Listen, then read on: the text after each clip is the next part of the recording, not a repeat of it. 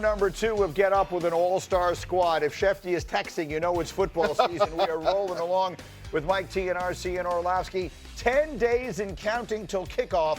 Schefter, I want to start by running the hurry up because there's still a lot of contractual stuff. Feels like for this late in the process, we still have some very big stories. The first one is in Cincinnati. Where, if anywhere, are we with Trey Hendrickson? Into the weekend, they had not made progress. Now, everybody's gotten quiet over the last 24 hours, and we're at a time where everybody is going to have a sense of urgency to try to get something done. But there continues to be a stalemate over guaranteed money. Trey Hendrickson has been increasingly frustrated. The team has been increasingly frustrated. We'll see if they can find a way to bridge their differences. Let's remember last year, Jamar Chase went down to the wire, decided to play, even though they never got a deal done. RC, what do you make of all this? You're starting to wonder if this contract is an impossibility, if the Browns even have the money to give Trey Hendrickson the sort of guarantees that he believes he's earned in this contract. And if you've watched Al Golden's defense at any point in this preseason, you understand how important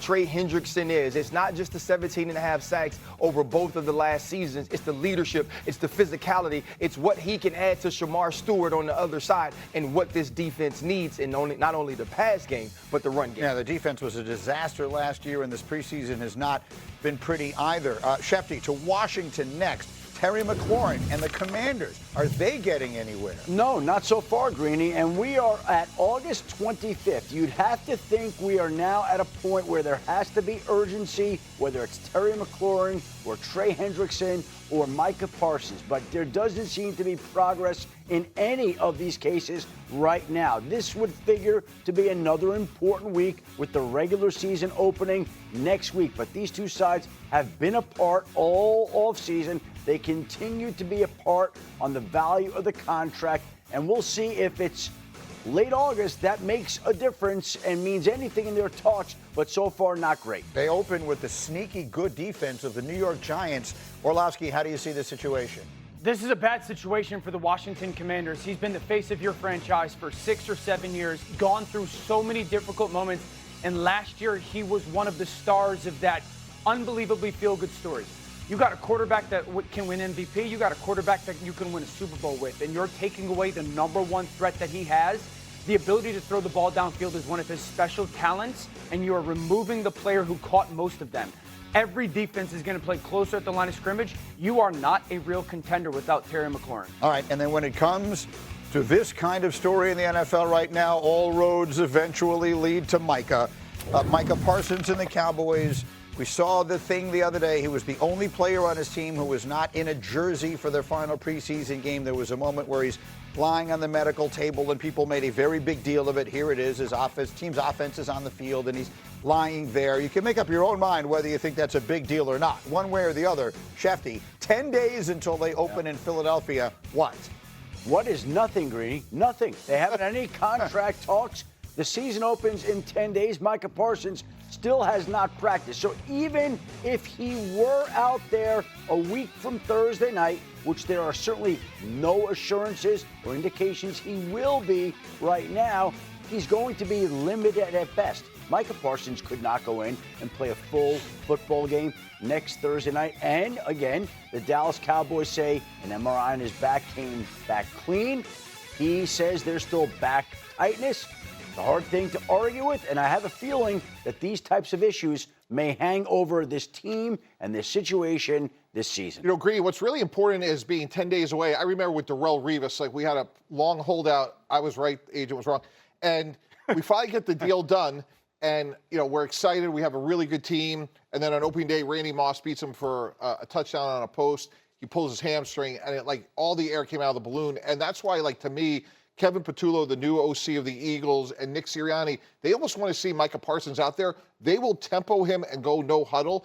And now, if I'm Jerry Jones, again, he was the owner, I'm the general manager, but there's a sense you're laying your whole organization down.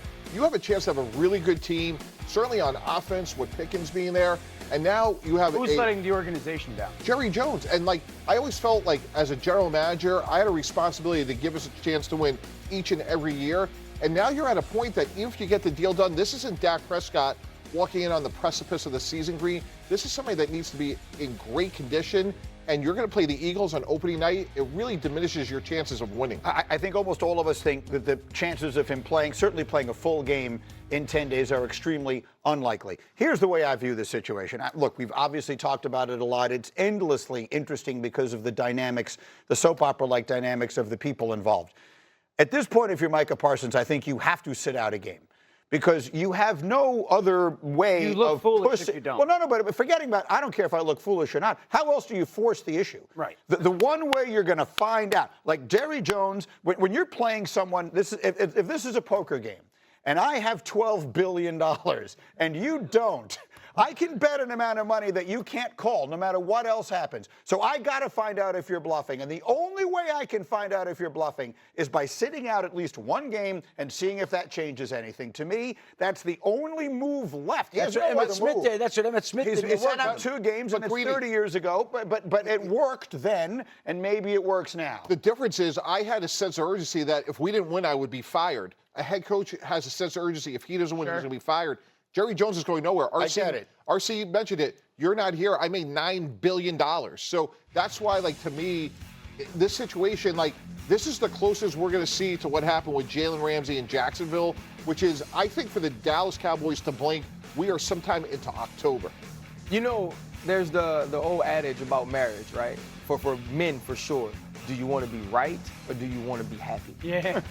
Jerry Jones wants to be right. Jerry Jones isn't concerned with being happy. Jerry Jones, in my opinion, isn't concerned with truly winning a championship. He's concerned with winning this engagement, this negotiation with Michael Parsons. Wow. And not winning this engagement or negotiations with David Mulligeta, with truly Michael Parsons. When have we seen an owner and general manager set out on a vendetta in the way that we've seen Jerry Jones attack Michael Parsons, to truly sit down with Stephen A. Smith and air this entire grievance out publicly? Those aren't things that we see. And when you look at this, for Jerry Jones, here's the decision he made. And I wrote this down, Greeny, when you said that Michael Parsons is going to have to sit out a game. Here is what Jerry Jones is counting on. Jerry Jones has owned this team for 4 decades. Right. When you play this game, you're blessed when you get 4 years. Right. And so he's going to say, Michael Parsons isn't willing to sit out what could possibly be a Hall of Fame career over a certain amount of money. He's not willing to sit out what could be a Hall of Fame career over his personal integrity. And so if he believes that, Michael Parsons has to show him.